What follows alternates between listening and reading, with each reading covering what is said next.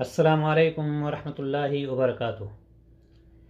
الحمدللہ رب العالمین والصلاة والسلام علی اشرف الانبیاء والمرسلین نبینا محمد وعلی آلہ وصحبہ اجمعین، اما بعد۔ محترم حضرات و خواتین، آج آپ کی خدمت میں نفلی نمازوں میں سے نماز وتر کے متعلق کچھ باتیں آپ حضرات کی خدمت میں پیش کرنے کی کوشش کروں گا۔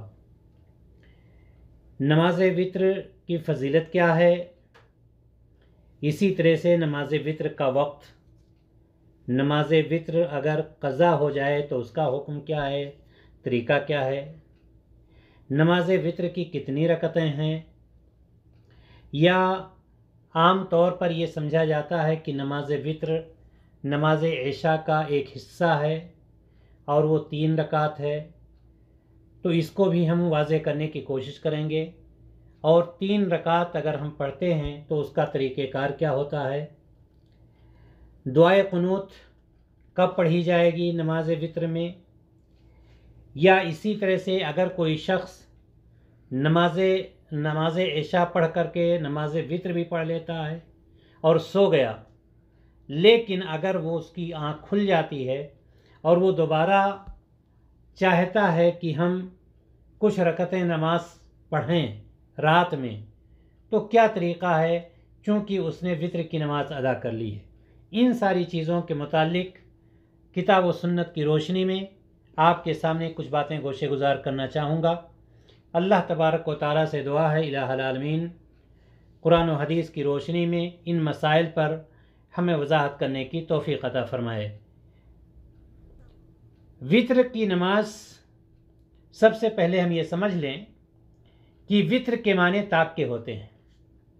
آپ صلی اللہ علیہ وسلم نے نماز وتر کو مستقل ایک نماز قرار دیا ہے، نہ کہ یہ نماز عشاء کا حصہ ہے جیسا کہ بعض لوگ سمجھتے ہیں، بلکہ اس نماز کا وقت نماز عشاء کے بعد شروع ہو کر کے طلوع فجر تک رہتا ہے۔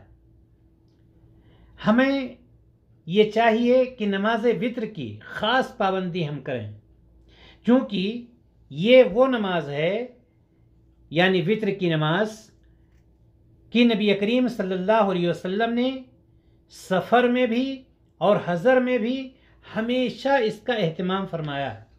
ہمیشہ اس نماز کو آپ صلی اللہ علیہ وسلم نے ادا کیا ہے، چاہے آپ سفر میں رہے ہوں، چاہے آپ مقیم رہے ہوں۔ شیخ ابن باز رحمہ اللہ فرماتے ہیں کہ نبی کریم صلی اللہ علیہ وسلم سے نماز وتر کا زندگی میں ایک مرتبہ بھی چھوڑنا ثابت نہیں ہے، یہاں تک کہ حج کے موقع پر مزدلفہ میں بھی آپ صلی اللہ علیہ وسلم نے نماز وتر ادا کی ہے۔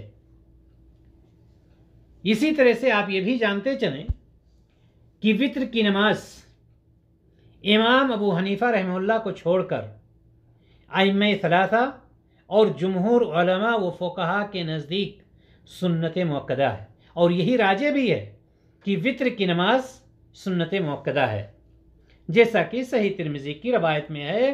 آپ صلی اللہ علیہ وسلم نے فرمایا الوتر لیس بحتم، وتر فرض نمازوں کی طرح حتمی یعنی واجب نہیں ہے، ولیکنہا سنت سنہا رسول اللہ صلی اللہ علیہ وسلم، بلکہ یہ تو سنت ہے جسے رسول اللہ صلی اللہ علیہ وسلم نے جاری فرمایا تھا۔ اسی طرح سے نماز وتر کی بہت ہی زیادہ فضیلت ہے۔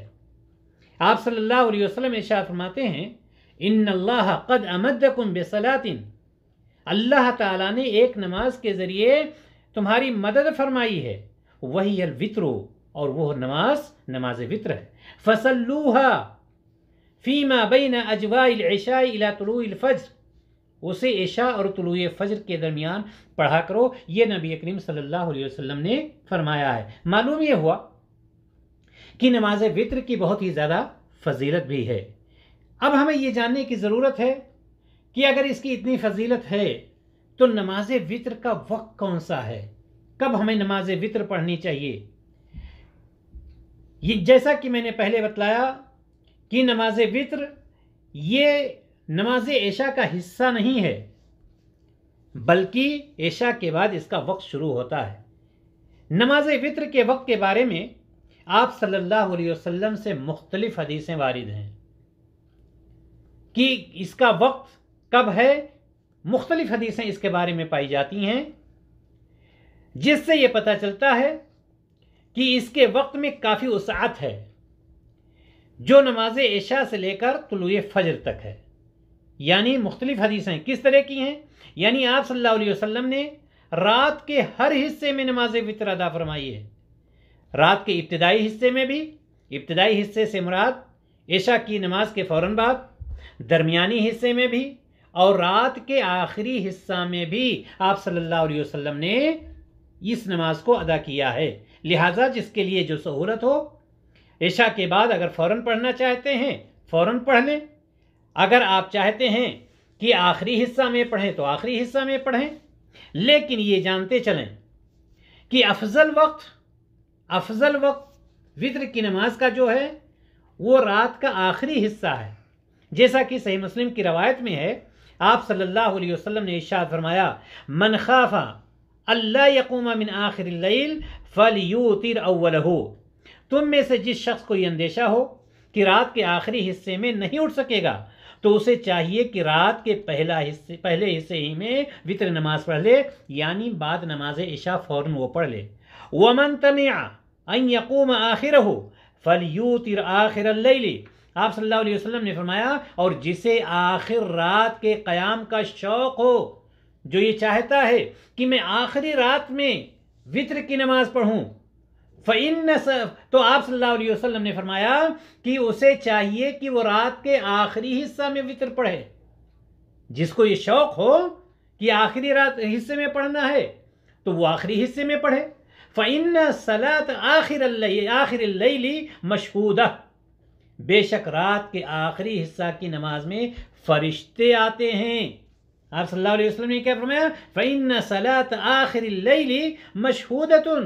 بے شک رات کے آخری حصہ کی نماز میں فرشتے آتے ہیں. وَذَلِكَ افضل. اور یہی افضل ہے.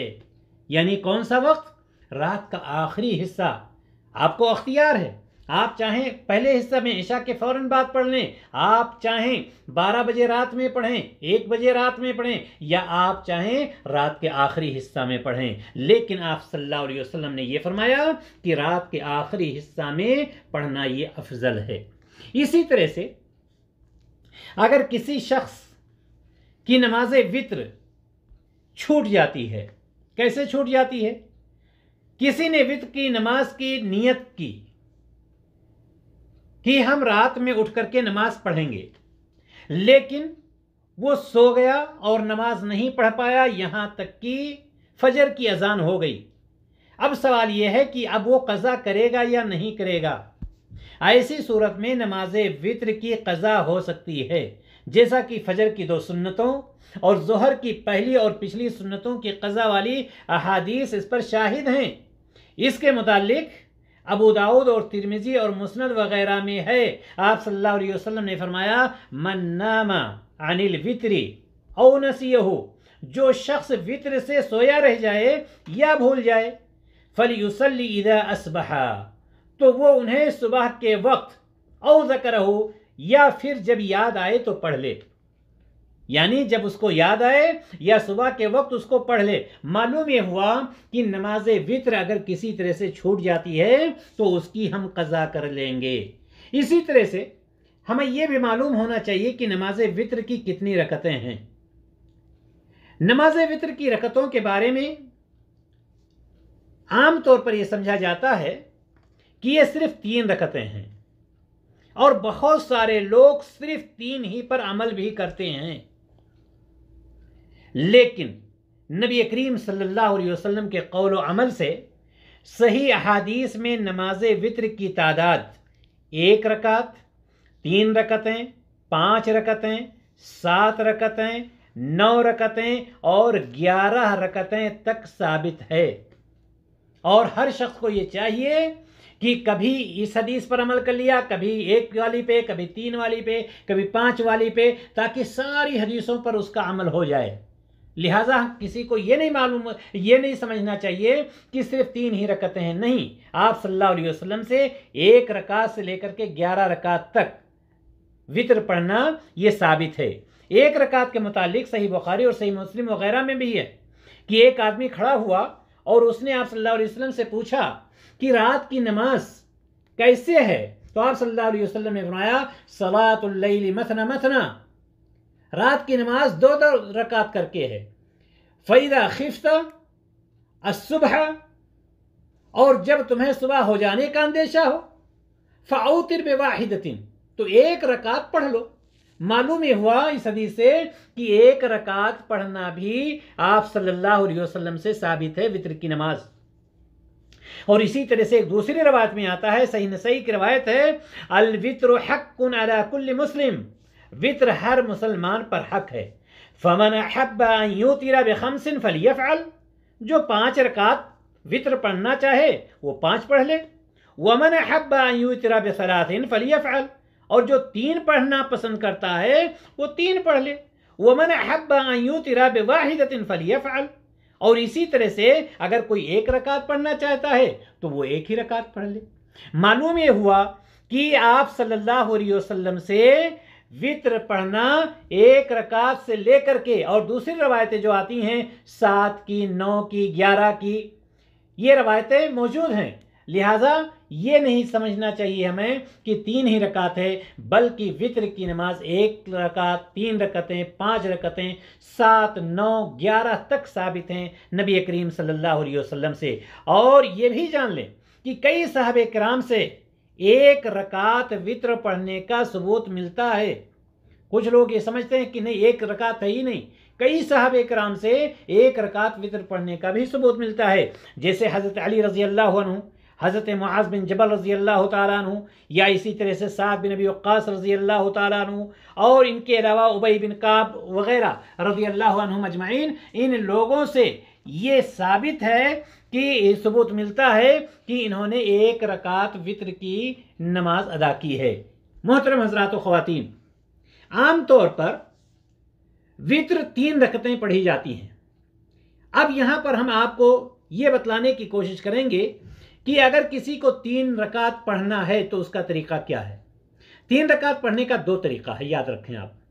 3 رکعت اگر وطر آپ پڑھتے ہیں تو اس کے 2 طریقے ہیں۔ نمبر 1، مسلسل 3 رکعتیں آپ پڑھتے چلے جائیں، یعنی 2 رکعت کے بعد تشہد کے لیے نہ بیٹھیں، مسلسل 3 رکعتیں آپ نے، متواتر 3 رکعتیں آپ نے پڑھ لیں۔ اور یہ بھی یاد رہے کہ 3 رکعتیں آپ جیسے پڑھ رہے ہیں تو تینوں رکعتوں میں سورہ فاتحہ کے بعد کوئی چھوٹی سورت یا بڑی سورت کا کچھ حصہ پڑھیں۔ اس کے لیے کوئی سورت خاص نہیں ہے کہ 3 رکعتیں آپ پڑھ رہے ہیں تو خاص ہے کہ یہی سورت پڑھیں، نہیں، ایسا نہیں ہے۔ البتہ آپ صلی اللہ علیہ وسلم سے بعض سورتوں کا پڑھنا ثابت ہے، ان کا پڑھنا مسنون اور مستحب ہے۔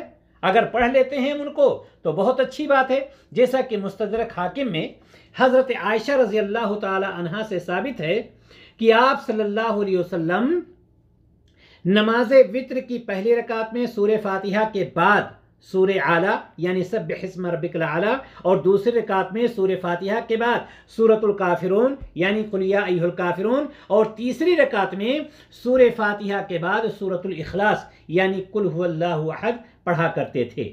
اب اگر کوئی ان کو پڑھتا ہے تو بہت اچھی بات ہے، لیکن اگر ان کو نہیں پڑھتا ہے، دوسری صورتیں بھی پڑھ لیتا ہے تو کوئی فرق نہیں ہے۔ میں بتلا یہ رہا تھا کہ ایک طریقہ 3 رکعت پڑھنے کا یہ ہے کہ تینوں رکعتیں آپ مسلسل پڑھتے چلے گئے، 2 رکعت کے بعد نہیں بیٹھے، اور آخری رکعت میں آپ نے دعائے قنوت بھی پڑھ لی۔ یہ ایک طریقہ ہو گیا۔ دوسرا طریقہ اس کا یہ ہے، اور یہی طریقہ عرب ممالک میں خاص طور سے حرمین شریفین وغیرہ میں زیادہ تر اسی پر عمل کیا جا رہا ہے۔ دوسرا طریقہ جو میں بتلانے جا رہا ہوں وہ کون سا طریقہ ہے؟ یعنی 3 رکعتوں میں سے پہلے 2 رکعتیں پڑھ کر سلام پھیر دیا جائے۔ 3 رکعتیں پڑھنی ہے ہمیں وطر کی، 2 رکعتیں پڑھی آپ نے اور آپ نے سلام پھیر دیا، اور پھر 1 رکعت بعد میں پڑھی جائے اور سلام پھیر دیا جائے، اور اسی میں دعائے قنوت بھی پڑھ لی جائے۔ یہ دو طریقہ ہے 3 رکعت وطر پڑھنے کا۔ یہاں پر اب ہمیں یہ بھی جاننا ضروری ہے کہ دعائے قنوت کب ہم پڑھیں گے۔ نماز وطر میں دعائے قنوت کے متعلق علامہ عبد الرحمن مبارک پوری رحمہ اللہ لکھتے ہیں کہ وطر میں قنوت رکوع سے پہلے اور بعد دونوں جائز ہے، یعنی آخری رکعت میں چاہے کوئی رکوع سے پہلے پڑھ لے یا بعد میں پڑھے، دونوں طریقہ جائز ہے، لیکن مبارک پوری رحمہ اللہ فرماتے ہیں کہ میرے نزدیک بہتر یہ ہے کہ رکوع کے بعد ادا کی جائے۔ یہاں پر ایک سوال یہ پیدا ہوتا ہے کہ اگر کوئی شخص رات میں اٹھتا ہے، اس کی آنکھ کھل جاتی ہے اور وہ وطر کی نماز پڑھ چکا تھا، اللہ کا خوف ہے یا کسی طرح سے وہ چاہتا ہے 2 رکعت 4 رکعت 6 رکعت ہم نماز پڑھ لیں، تو ایسی صورت میں وہ کیا کرے گا؟ کیا دوبارہ وطر پڑھے گا چونکہ وطر وہ پڑھ چکا تھا؟ کیا طریقہ کار ہوگا؟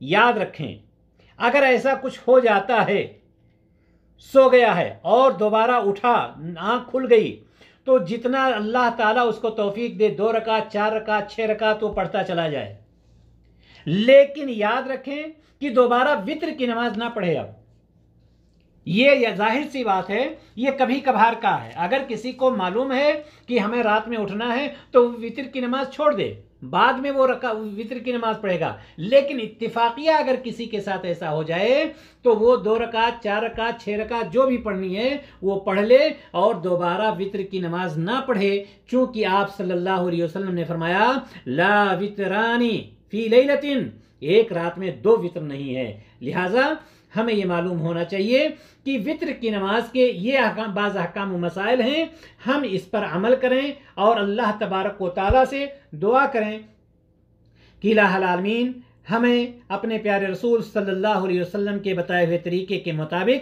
تمام عبادتوں کو ادا کرنے کی توفیق عطا فرمائے۔ السلام علیکم ورحمۃ اللہ وبرکاتہ۔